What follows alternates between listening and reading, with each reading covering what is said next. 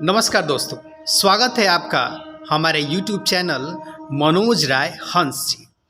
तो आज हम आ चुके हैं मनोज राय हंस जी के पास और जानते हैं कि मनोज राय हंस जी ने जो बच्चों के लिए निःशुल्क शिक्षा का नियम है, काफ़ी समय पहले से लागू था, लेकिन उसको धरातल पर आज तक किसी ने उतार नहीं पाया।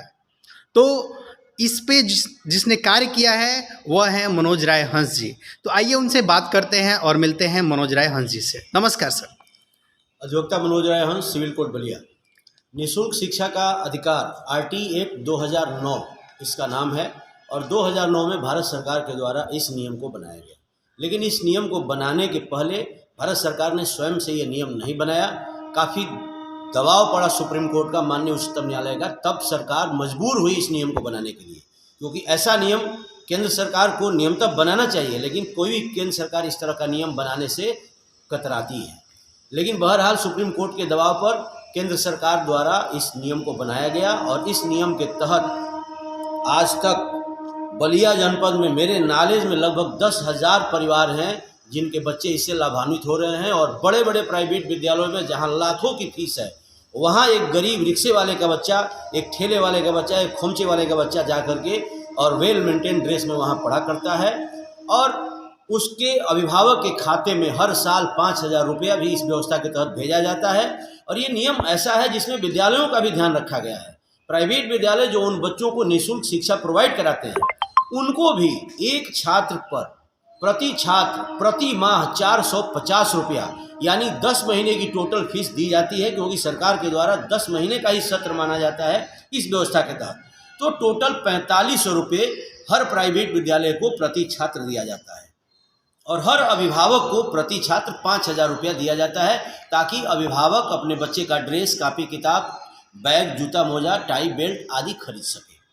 और टोटल व्यवस्था, बाकी शिक्षा की व्यवस्था टोटल फ्री है, कोई भी फीस आपको कहीं नहीं देना है और इस व्यवस्था का लाभ आप अपने आसपास के किसी भी प्राइवेट विद्यालय में उठा सकते हैं। आपने जब ये कार्य शुरू किया तो आपको इसमें कोई दिक्कत आया, कोई परेशानी आई?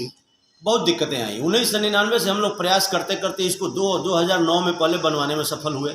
बनवाने के बाद परेशानी आई कि भारत सरकार के द्वारा इस अधिनियम के अंतर्गत एक ऐसा क्लास बना दिया गया था कि प्राइवेट विद्यालय के आस पड़ोस में 1 किलोमीटर के अंदर अगर कोई सरकारी विद्यालय है तो जब तक उस सरकारी विद्यालय की पूरी सीट भर नहीं जाती तब तक यह व्यवस्था उस प्राइवेट विद्यालय में लागू नहीं हो पाएगी। तो उस व्यवस्था के तहत 2009 से लेकर 2013 तक एक भी एडमिशन पूरे भारतवर्ष में कहीं नहीं हो पाए। 2009 से लेकर 2013 तक 4 वर्ष तक इस बात के लिए हम लोग संघर्ष किए कि इस अधिनियम में से उस क्लास को हटाया जाए। 4 वर्ष में हम लोगों को सफलता मिली और ये क्लास हट गया।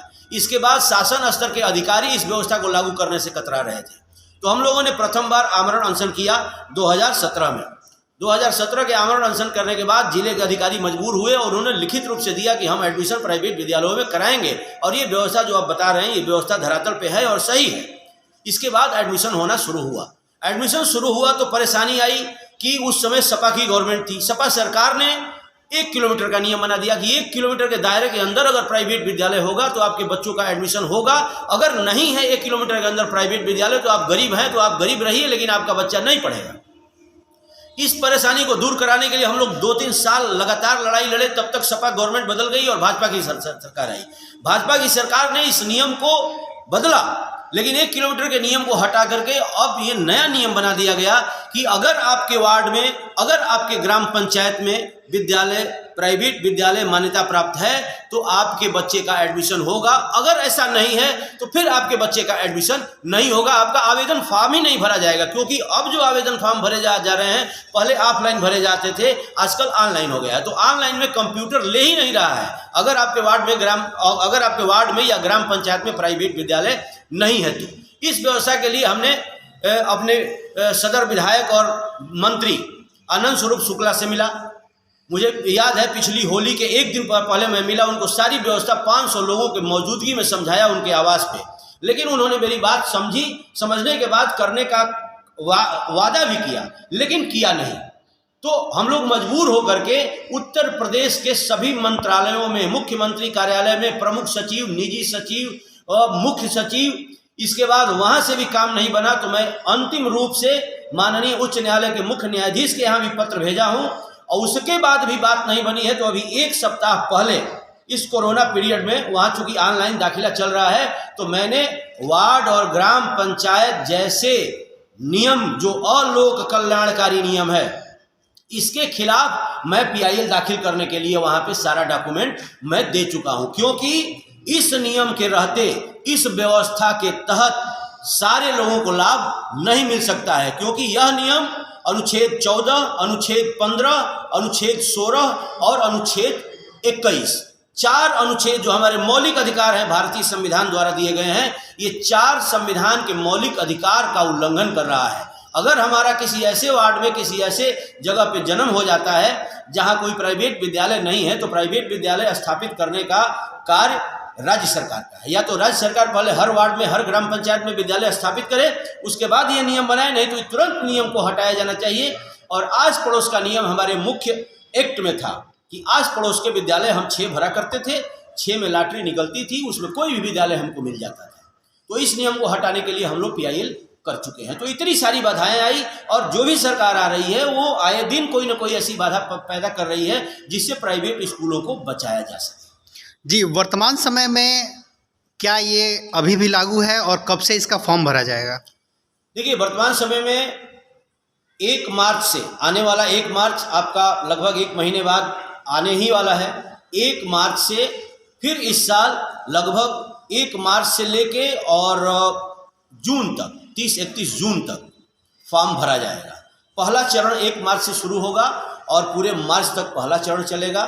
उसका लॉटरी वगैरह का सिस्टम अप्रैल में 14-15 तक निकल जाएगा। ऐसे ही 3 चरण में, अभी 2 ही चरण आए हुए हैं, लेकिन 3 चरण में होगा, फॉर्म भरा जाएगा। फॉर्म भरने के लिए कोई बहुत ज़्यादा रिक्वायरमेंट नहीं है।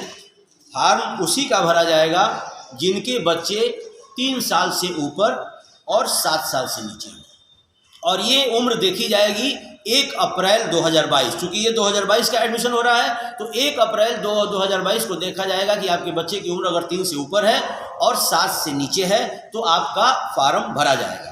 अगर 3+ में आपका बच्चा है तो आपको नर्सरी मिलेगा, 4+ का बच्चा है तो आपको LKG, 5+ का बच्चा है तो UKG, और 6+ का बच्चा है तो कक्षा 1 में उसका प्रवेश होगा। प्रवेश के लिए बच्चे का जन्म प्रमाण पत्र चाहिए और 2 पासपोर्ट साइज फोटो, किसी स्कूल ड्रेस पे नहीं, घर के कपड़ों पे उसका 2 पासपोर्ट साइज फोटो चाहिए, और गार्जियन के 4 डॉक्यूमेंट चाहिए। गार्जियन का एक तो बैंक अकाउंट जिसमें उनको पैसा प्रोवाइड कराया जाएगा, और इसके बाद आधार कार्ड, आय प्रमाण पत्र 1 लाख से कम का, और इसके बाद जाति प्रमाण पत्र। अगर जिसकी जाति प्रमाण पत्र बनता हो उनका अनिवार्य है कि जाति प्रमाण पत्र दें। अगर नहीं बनता है या जिसका बनता भी है और उसका भी बना नहीं है, तो जाति प्रमाण पत्र के लिए ऐसा नहीं है कि आपका एडमिशन नहीं होगा। मतलब मुख्य रूप से 3 दस्तावेज जरूरी है: आधार कार्ड, आय प्रमाण पत्र और बैंक पासबुक। जाति प्रमाण पत्र हो तो लगाइए, नहीं हो तो मत लगाइए। और बैंक पासबुक, जाति प्रमाण, आय प्रमाण पत्र और आधार कार्ड, तीनों पे एक एड्रेस होना चाहिए। अगर ये गड़बड़ है आपका तो इसको आप सही करा ले, क्योंकि ये चारों डॉक्यूमेंट के बगैर आपका ऑनलाइन आवेदन फॉर्म भरा नहीं है। अगर फ्री शिक्षा लेने में कोई भी दिक्कत आ रही है, किसी प्राइवेट विद्यालय के द्वारा दिक्कत पैदा की जा रही है, ऑनलाइन आवेदन भरने में दिक्कत आ रही है, या किसी भी प्रकार की दिक्कत आ रही है, तो मैं आपके लिए 10 बजे से 4 बजे तक कार्य दिवस जब भी खुला होता है, जब भी कोर्ट खुला होता है, मैं सिविल कोर्ट बलिया में बैठता हूं और आपके समस्याओं का समाधान करता हूं लगातार। आप आ सकते हैं।